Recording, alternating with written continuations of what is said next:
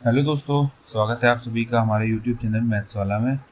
तो सबसे पहले तो मैं सब लोगों को हैप्पी दिवाली बोलना चाहूँगा।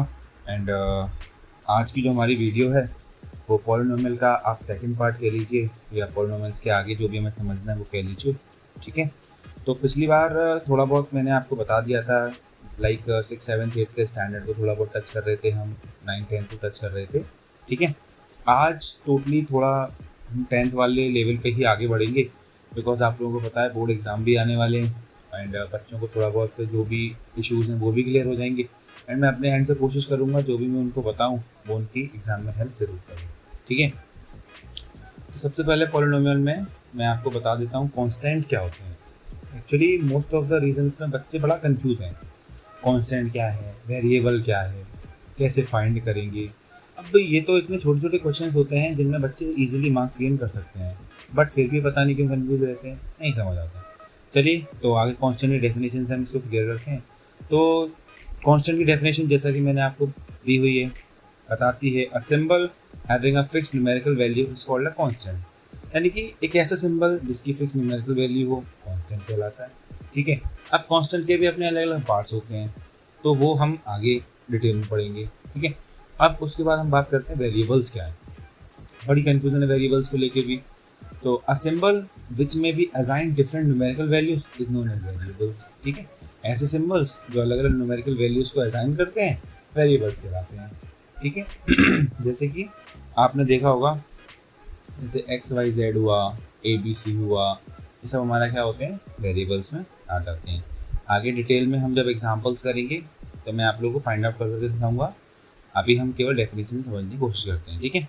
अब इसके बाद जो हमारा मेन टॉपिक आता है पॉलिनोमियल्स का, जो हम 10th में पॉलिनोमियल्स की स्टार्टिंग में देखते हैं, तो वहाँ पे कुछ ग्राफ्स बने होते हैं। अब प्रॉब्लम कहाँ आती है, बच्चा क्या करता है उस ग्राफ को पढ़ता ही नहीं है, सोचता है छोड़ क्या करना है, 1, 2 मार्क्स का आएगा छोड़ देते हैं।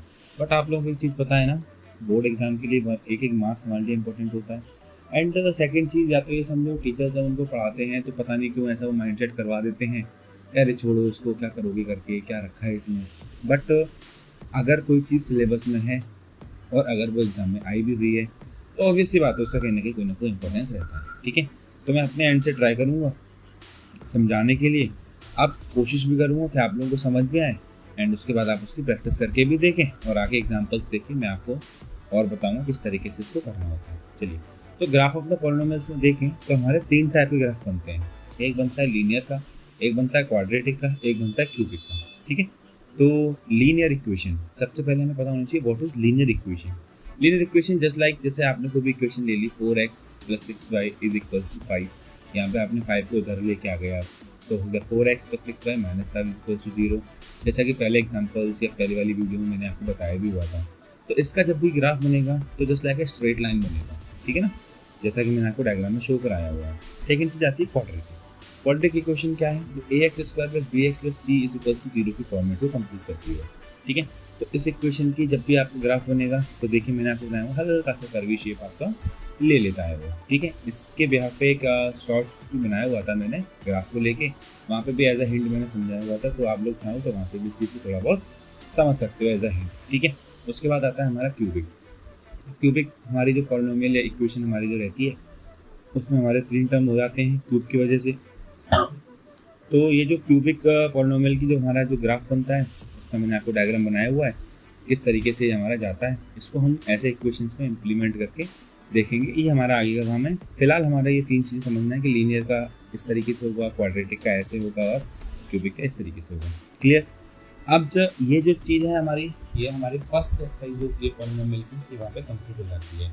वैसे अगर एनसीईआरटी में देखें तो ज़्यादा कुछ नहीं दे रखा है इन चीज़ के बारे में, एग्जाम्पल ही दे रखते हैं, क्योंकि 1 और 2 मार्क्स या 3 मार्क्स कंटेन करता है तो उसके लिए फिर अलग से कोई एक्सरसाइज नहीं बनी, एग्जाम्पल्स में भी है। आरडी में अगर देखें तो वहाँ पे भी सेम चीज़ उन्होंने एग्जाम्पल्स में सारी चीज़ों को क्लैरिफाई किया हुआ है। तो वैसे तो मोस्ट ऑफ द केस में देखा जाता है कि आप अगर एग्जाम्पल्स को भी करके चले जाते हो उस चीज़ समझ के, तो वहाँ से काम हमारा हो जाता है। नेक्स्ट आता है हमारा कि हम किस तरीके से जीरोस फाइंड करते हैं, थोड़ा सा रिलेशन किस तरीके से फाइंड करेंगे जीरोस के बीच में। तो वहाँ पे सबसे पहले हमारा काम क्या रहता है कि हमें जो भी इक्वेशन दे रखी होगी उन दोनों ही इक्वेशंस में अल्फ़ा एंड बीटा को फाइंड करना होगा। अब प्रॉब्लम ये है अल्फ़ा बीटा क्या है, अल्फ़ा बीटा जो है वहाँ पे उसके जीरोस में काम करते हैं। पिछली वाली वीडियो में मैंने आपको थोड़ा बहुत समझाया हुआ था, ठीक है। तो पहले समझते हैं अल्फा एंड बीटा क्या है, फिर मैं आपको उसका डिटेल समझाता हूँ। They are the zeros of the polynomial. In polynomial they are used in different question.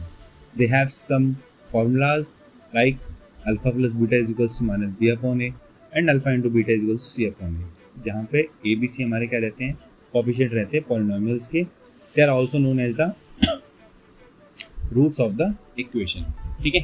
तो अब इसको समझते हैं, क्योंकि डेफिनेशन में सारी चीज़ें अगर क्लियर हो जाती है तो बच्चा फिर डेफिनेशन ही पढ़ लेता है, वो आगे नहीं करता, ठीक है। तो अब हम समझते हैं इसको। जैसे कि हमें कोई भी इक्वेशन दे रखी है, ठीक है, हमने क्या करा, उस इक्वेशन को सबसे पहले फैक्टराइज किया। जैसे हमने इक्वेशन को फैक्टराइज किया तो हमारे पास x की 2 वैल्यूज आती हैं, ठीक है। x की 2 वैल्यूज आने के बाद आपकी वो जो वैल्यूज होती हैं उसको हम अल्फा और बीटा को लेट कर देते हैं, ठीक। ये हमारे 2 जीरोज आ गए। उन दोनों जीरोज को आने के बाद अब वो हम पे कहते हैं कि रिलेशन को वेरीफाई करेंगे। रिलेशन को वेरीफाई कराने के लिए हमें क्या करना होता है, यहाँ पे 2 चीज़ें दे रखी होती हैं। सबसे पहले वो कहते हैं sum of the zeros and product of the zeros को फाइंड करें। सम ऑफ द जीरोज को फाइंड करने के लिए 2 तरीके होते हैं, या तो alpha plus beta is equals to minus का बी अपॉन ए कर लें हम, ठीक है। तो ऊपर जो हमारी मेन इक्वेशन दे रखी है वहाँ से हम ए बी सी की तीनों की वैल्यूज़ को अलग कर लेते हैं, और तीनों की वैल्यूज़ को अलग करने के बाद हम वहाँ से उसमें वैल्यू लगा के सॉल्व कर लेते हैं, ठीक है। एंड दूसरा हमारा होता है अल्फा इंटू बीटा, जहाँ पर हमें क्या फाइंड करना होता है, सी अपॉन ए, तो वहाँ से निकाल लेते हैं। अदरवाइज जब हम इसको मोस्टली केस में अगर वेरीफाई कर रहे होते हैं तो वहाँ पे हम एक चीज़ ये देखते हैं कि माइनस कोफिशिएंट ऑफ क्या रहता है हमारा, क्योंकि बी वाला टर्म है तो x हो जाएगा, तो minus coefficient of x upon coefficient of x square, ठीक है। इससे हमारा फॉर्मूला क्या बना, माइनस का बी अपॉन ए। ऐसे अगर हम प्रोडक्ट ऑफ द जीरो की बात करें तो वहाँ पे क्या रहता है हमारा c upon a, c is constant and a is the coefficient of x square. तो यहाँ पे अगर हम फॉर्मूला बनाते हैं तो हमारा क्या बन जाता है, constant term upon coefficient of x square. तो इन दोनों वैल्यूज़ को हम ऐसे क्या करा देते हैं, वेरीफाई करा देते हैं, और दोनों कंडीशन में हमारे जब वैल्यूज सेम आ रही होती हैं तो वो हमारा रिलेशन वेरीफाइड मान लिया जाता है। ये तो रही हमारे सिंपल क्वेश्चन की बात। अब दूसरी चीज़ हमारी ये आती है कि कभी कभी कंडीशंस दे देते हैं वो, कि अगर कोई इक्वेशन दे दी मैंने, अल्फा बीटा दे दिया, अब वो पूछते हैं जैसे 1 upon alpha plus 1 upon beta, इसकी वैल्यूज फाइंड करो। अब इस केस में हमें थोड़ा सा एल्जेब्रिक को यूज़ करना पड़ता है, जैसे कि हमने छोटी क्लासेस में पढ़ा हुआ है, ए प्लस बी को होल स्क्वायर, ए माइनस बी को होल स्क्वायर, होल क्यूब, ये कितने बेसिक फॉर्मूलेस होते हैं, ठीक है। इन बेसिक फॉर्मूलाज को यूज़ करते हुए आपको मेनली फाइंड तब भी 2 वैल्यू करनी, एक alpha plus beta, alpha into beta, पर आपको क्वेश्चन को किसी भी कंडीशन में इन दोनों ही सिचुएशंस में लेके आना है। जैसे आप इन दोनों सिचुएशन में क्वेश्चंस को लेकर आते हैं तो उसके बाद आप इजीली यहाँ पे पुट करते चले जाओगे, आपकी वैल्यूज आ जाएंगी। इसके ऊपर मैं एक दूसरी वीडियो बना दूंगा एग्जाम्पल को लेके, ठीक है, बाकी आप ट्राई करके देखना, इससे आपके बेसिक क्वेश्चंस हो जाएंगे। आप थोड़ा सा बात करते हैं, इसमें आगे क्यूबिक वाला फॉर्मेट भी रहता है, ठीक है, जिसमें हमारा अल्फा बीटा गामा भी आ जाता है। वैसे तो आपको बताऊं ये हमारे सिलेबस में नहीं है, बट थोड़ा बहुत मैंने फिर भी यहाँ पे इसको टच करवाया है, ठीक है, ताकि कोई बच्चा ये ना कह सके कि सर ये हमारी बुक में दे रखा है बट आप मुझे बताएंगे, ठीक है। तो अल्फा बीटा एंड गामा ये भी जीरोस होते हैं क्यूबिक पॉलिनोमियल के, जिसमें हमारी जो इक्वेशन होती है वो क्या होती है, a x cube plus b x square plus c x plus d. यहाँ पे a is not equals to 0, ठीक है। यहाँ पे ए जो है वो 0 नहीं होना चाहिए, एंड अगर इसका प्रोडक्ट निकालते हैं तो अल्फा बीटा गामा होना चाहिए, ठीक है। तो यहाँ पे हमारे 3 फॉर्मूला बन जाते हैं, एक बनता है alpha beta, beta gamma, gamma alpha, इसका अलग फॉर्मूला होता है, प्रोडक्ट का अलग होता है। वैसे इसको मैं आगे आपको एक्सप्लेन करूँगा, ठीक है ना, क्योंकि ये हमारे सिलेबस में नहीं है इस बार के में भी, और मोस्ट ऑफ द टाइम से ये आ भी नहीं रहा है, तो इसको मैं नहीं समझता ज़्यादा एक्सप्लेन करने की ज़रूरत है।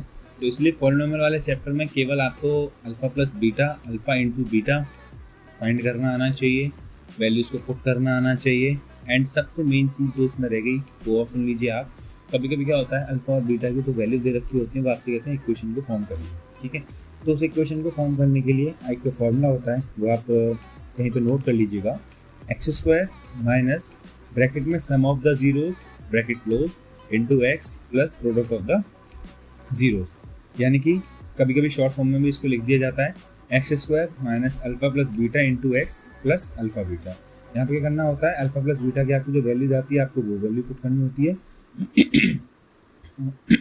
अल्फा इंटू बीटा की आपकी जो वैल्यू आ रही होती है आपको वो वैल्यू पुट करनी होती है, और दोनों की वैल्यू पुट करने के बाद आपको क्या हो जाता है, इक्वेशन आपकी फाइंड आउट हो जाती है। तो पॉलिनोमियल चैप्टर में इतना ही है। आगे वाली वीडियोस में मैं आपको कुछ एग्जांपल्स लेके बताऊंगा किस तरीके से हम सॉल्व करते हैं वो समझाने की कोशिश करूँगा। मे बी आप लोगों को सारी चीज़ें समझ में भी आएंगी।